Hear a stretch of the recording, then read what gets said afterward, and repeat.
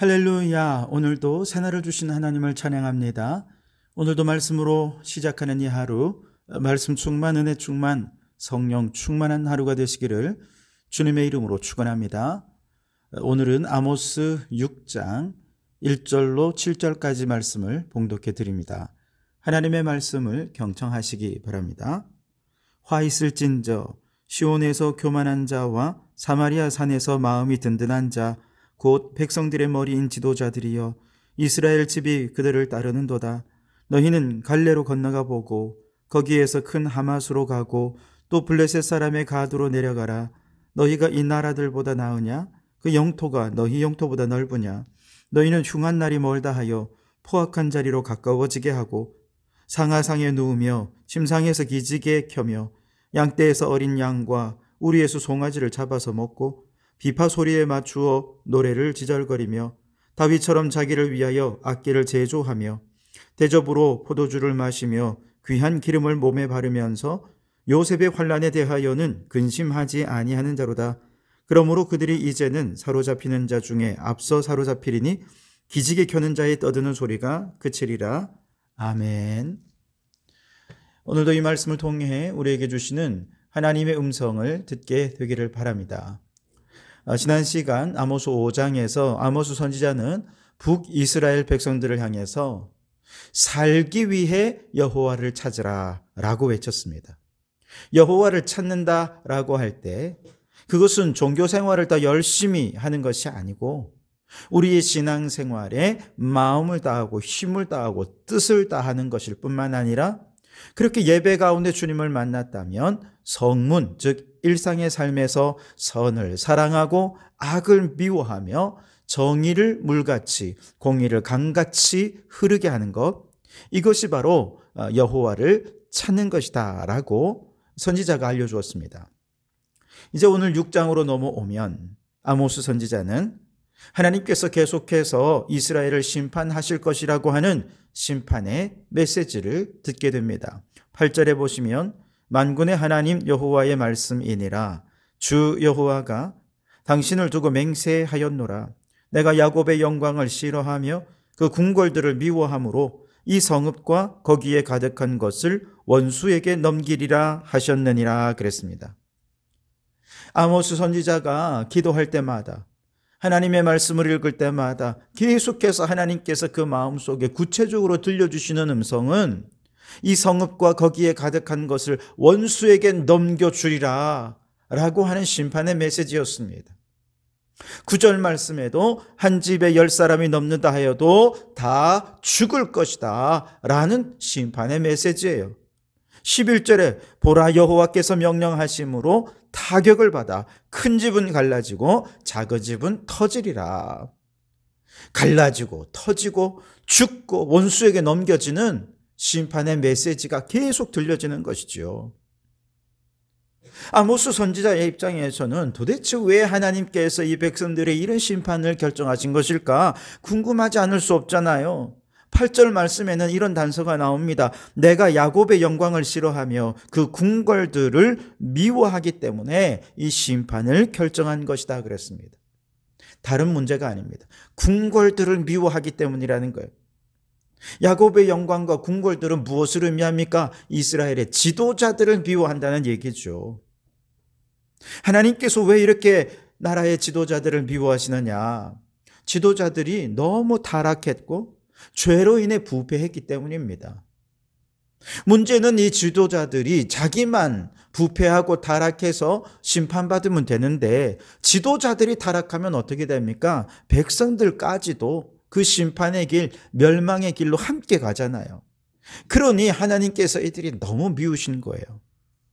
1절 보시면 화 있을진저 시온에서 교만한 자와 사마리아 산에서 마음이 든든한 자 곧 백성들의 머리인 지도자들이여 이스라엘 집이 그들을 따르는도다 그랬습니다.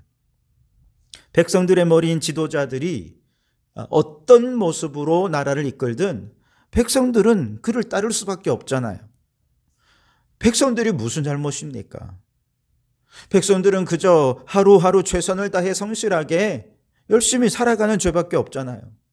그들은 나라의 지도자들이 나라를 잘 이끌어 주기만을 바라고 그저 주어진 삶의 최선을 다하는 사람들일 뿐입니다.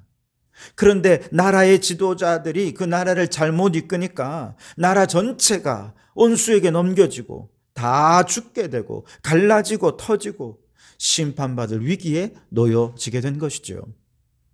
지금 우리나라만 봐도 그렇지 않습니까? 국민들이 무슨 죄가 있습니까? 국민들은 하루하루 어떻게든 이 어려운 경제 여건 속에서도 살아남기 위해 발버둥을 치지요.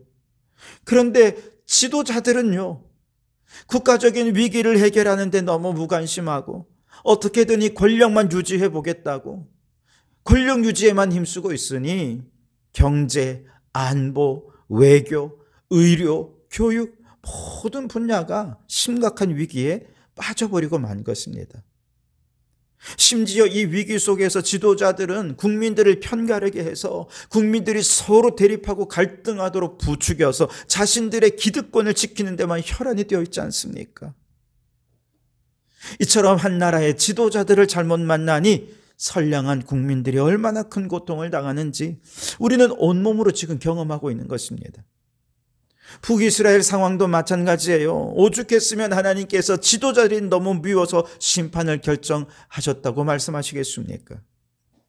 더 중요한 것은 이 지도자들이 나라의 미래를 생각하지 않고 자신들과 더불어 백성들까지 심판의 구렁텅이에 빠지게 만든 이유가 뭐냐는 것입니다. 결국은 3절에 보면 너희는 흉한 날이 멀다 하여 포악한 자리로 가까워지게 하고 그랬습니다. 여기서 흉한 날이라는 것은 하나님의 심판의 날이에요. 가깝게는 그들이 범한 죄에 대한 심판의 날, 또 더 멀리 본다면 최후 심판의 날, 즉 우리 주님 재림하시는 종말의 날을 의미하는 거겠죠. 다시 말씀드리면 이스라엘의 지도자들은 아무리 자신이 잘못을 해도 죄를 범해도 하나님의 심판은 우리에게서 멀기 때문에 심판에 대한 두려움이 없다는 것입니다. 심판하시는 하나님에 대한 두려움이 없으니까 오늘 나의 탐욕을 채우기 위해서 더 포악하게 욕망을 추구하게 되더라는 것이죠. 무엇보다 최후 심판의 날, 우리 주님이 재림하시고 최종적인 종말이 이루어지는 그날에 대해서는 아예 생각지도 않습니다. 나와 상관없다고 생각하는 거예요. 너무 먼 미래의 일이기 때문에 굳이 주님의 재림과 최후 심판에 대해 두려워할 필요가 없다고 생각하는 거죠. 결국 하나님의 심판은 멀고 욕망을 채우는 것은 가까우니 그들은 포악한 자리에 가까워지지 않을 수가 없었다는 것입니다. 여기서 포악하다라고 하는 말은 성격이나 행동이 사납고 악하다라는 뜻으로 정의되고 있습니다. 종말에 대한 인식, 심판에 대한 두려움이 없으니 백성들에 대해 이렇게 매우 사납고 악하게 행하는 죄를 범하더라는 것이죠. 어제 우리가 5장 10절에서 12절에서 살펴보았던 것처럼 지도자들이 얼마나 포악한지요. 정직을 싫어합니다. 힘없는 자를 마구 짓밟고요. 부당한 세금을 거두고요. 의인을 학대합니다. 뇌물을 받고 가난한 자를 억울하게 하면서 그렇게 아주 사납게 백성들을 다루더라는 것이죠. 그러면 지도자들은 왜 이렇게 백성들에게 포악하게 행할까요? 그 포악의 결과 그들은 호의호식하게 되기 때문에 그렇습니다. 자신들의 호의호식을 위해 백성들을 악하게 대하고 있더라는 것이죠. 4절에 보면 상하상에 눕고 침상에서 기지개를 켠다 그랬습니다. 상하침대, 여러분 제일 비싸고 고급 재료로 만들어진 침상입니다. 지도자들은 매일 이런 고급 침대에 눕기 위해 부당한 세금을 거두고 뇌물을 받으면서 백성들에게 포악을 행한 것입니다. 양떼에서 어린 양과 우리에서 송아지를 잡아먹는다 그랬습니다. 무슨 뜻입니까? 양과 송아지는 재산이잖아요. 그만큼 재산이 많아서 오늘은 이 양을 잡아먹고 내일은 저 송아지를 잡아먹고 어마어마한 재산을 축적했는데 그 재산을 축적하기 위해 그들이 행한 일은 부당한 세금을 거두고 뇌물을 받고 가난한 자를 억울함에 빠뜨리는 것이죠. 그렇게 해서 끌어모은 재산입니다. 그 결과 아모스 2장 6절에 보면 당시 일반 백성들은요, 돈 몇 푼에 신발 한 켤레에 그만 자신이 노예로 팔려가는 신세가 되는 너무 극빈한 삶을 살게 되었어요. 하지만 지도자들은 백성들이 어찌 되든 말든 그냥 이렇게 호의호식하며 잘 살고 있었던 것이죠.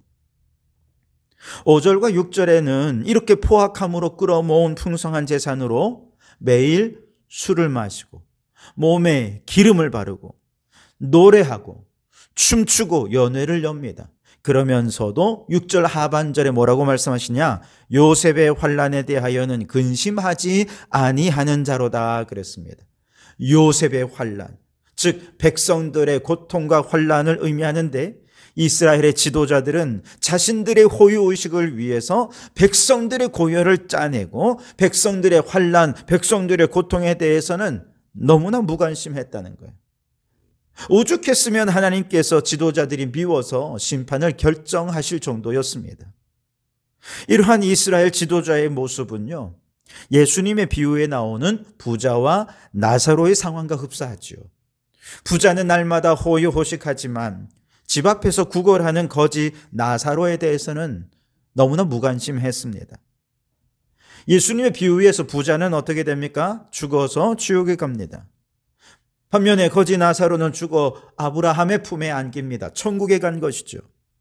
부자가 왜 지옥에 갔을까? 정확한 사유는 알 수 없지만 확실한 한 가지는 집 앞에 있는 요셉의 환난에 대해, 거지 나사로의 환난에 대해 전혀 근심하지 않았기 때문에 심판을 받은 것이라 볼 수 있겠습니다.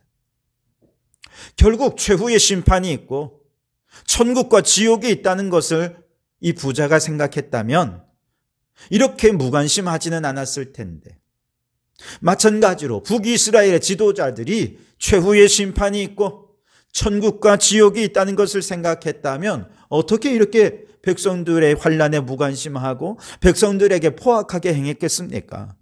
이들은 흉한 날이 멀다고 생각하며 눈앞에 욕망을 채우기에 급급했기에 이런 포악한 행위를 했던 것입니다. 여러분, 초림하신 예수님은 우리의 구원자로 오셨지만 재림하실 예수님은 온 세상을 심판하실 심판주로 오실 것입니다. 그날에 주님께서는 온 세상 사람들을 양과 염소를 가르듯이 의인과 악인을 가르시고 지극히 작은 자 하나에게 하지 않은 것은 곧 예수님께 하지 않은 것으로 간주하여 그들을 영벌에 처하게 될 것입니다. 반면에 지극히 작은 자 한 사람을 사랑과 정성으로 섬기며 돌본 사람들은 곧 예수님을 섬기며 사랑한 것이기에 이들을 의인이라 인정해 주시고 영생에 들어가게 해 주실 것입니다. 특별히 공동체 안에서나 혹은 나라에서 지도자의 위치에 있는 사람들은 더더욱 종말에 대한 심판에 대한 확고한 믿음이 있어야 됩니다. 천국과 지옥에 대한 분명한 확신이 있어야 됩니다. 영생과 영벌에 대한 분명한 믿음을 가지고 있어야 그 영벌이 두려워서라도, 지옥이 두려워서라도 불의하고 포악한 지도자가 되지 않을 수 있다는 것이죠. 그러니 여러분, 지금도 혹 어떤 분야에서든지 지도자의 위치에 있는 분일수록 더더욱 최후 심판의 날, 주님께서 심판주로 재림하실 것을 믿으시고 그날에 부끄러움 없이 주님을 맞이하고 저 천국 영생의 축복을 누리되 나만 누리는 것이 아니라 나와 함께한 모든 백성들, 모든 공동체 사람들이 함께 천국 영생의 축복을 누릴 수 있도록 오늘 우리는 더욱 예수님처럼 작은 자를 섬기고 사랑하고 주님의 뜻을 행하며 살아가는 우리 성도들이 되실 수 있기를 주님의 이름으로 축원합니다. 기도하겠습니다. 하나님, 집 앞의 거린을 보면서도 호의호식에 빠져 그를 돌보지 못했던 부자처럼 저 이스라엘의 지도자들은 자신들의 호의호식을 위해 요셉의 환난에 너무나 무관심했습니다. 그들은 흉한 날이 멀리 있고 자신과 상관없다고 생각하며 더 많이 누리며 살기 위해 이처럼 포악하게 살았던 모습을 보았습니다. 주님, 혹 우리도 나의 탐욕을 채우기 위해 이웃에게 포악하게 행하고 있지는 않은지 돌아보게 하여 주옵소서. 특별히 어떤 공동체에서든 지도자로 있는 사람일수록 그 사람의 지도력 때문에 백성들이 너무나도 큰 고통을 당할 수 있음을 깨닫고 더더욱 깨어서 주님을 바라보며 백성들을 사랑과 정성으로 섬기는 자들이 되게 해 주옵소서. 우리 주님은 반드시 재림하실 것이고 그날에 심판주로 오실 터이니 주님 앞에서 칭찬받고 나와 더불어 공동체에 속한 모든 사람들이 함께 영생에 들어갈 수 있도록 오늘 작은 자 한 사람을 예수님을 대하듯 사랑으로 섬기는 저희들이 되게 해 주시옵소서. 예수님 이름으로 기도하옵나이다. 아멘.